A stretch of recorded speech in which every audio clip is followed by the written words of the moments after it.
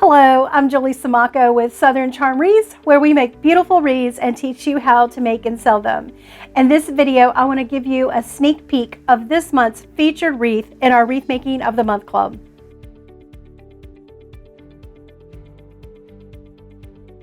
Again, we're looking at the color of our focal piece, which happens to be our sign. So we've got our 10-inch Deco mesh, 2.5-inch ribbon, and 1.5-inch ribbon. I always like to use wired ribbon. To me, it's the easier, you get quicker success with wired ribbon. So I always use wire, again, taking into account the coloring of our focal piece, the sign. There are many ways you can do this. You can position this in the center of the wreath if you want to, which would look really, really cute.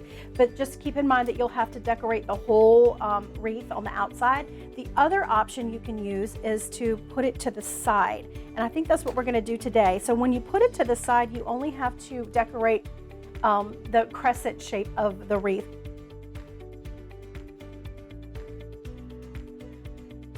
And I can tell you exactly what length to make your bow, but I wanted to show you how I came to that conclusion, how long to make the bow.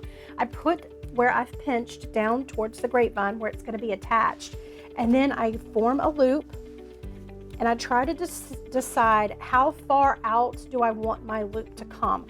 I don't want it to be hidden inside of the mesh. Do you see the difference? I don't know if you could see. So here it is with it small, but then if I pull it out just a little bit more, I can sort of gauge to see how far out I want my loops to come. And then I take it to my mat and then I measure it, and it's about 14 inches.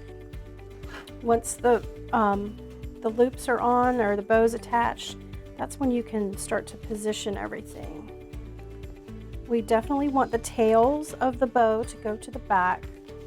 We just evenly distribute those to the back of the loops. The reason I'm adding one at the top and one at the bottom is that way I'll be able to evenly distribute the bows. Once we have our top and our bottom, we can evenly figure out where the other two need to go. That's a little tip for find how to evenly distribute something on your wreath.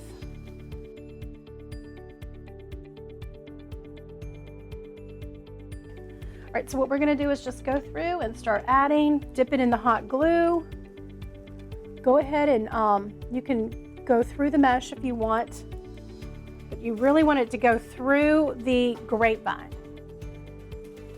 And so when I'm adding no matter what floral pick you have, if it's a wooden or a steel pick machine, you want to make sure that the picks go into the grain of the wood and not straight through the wreath.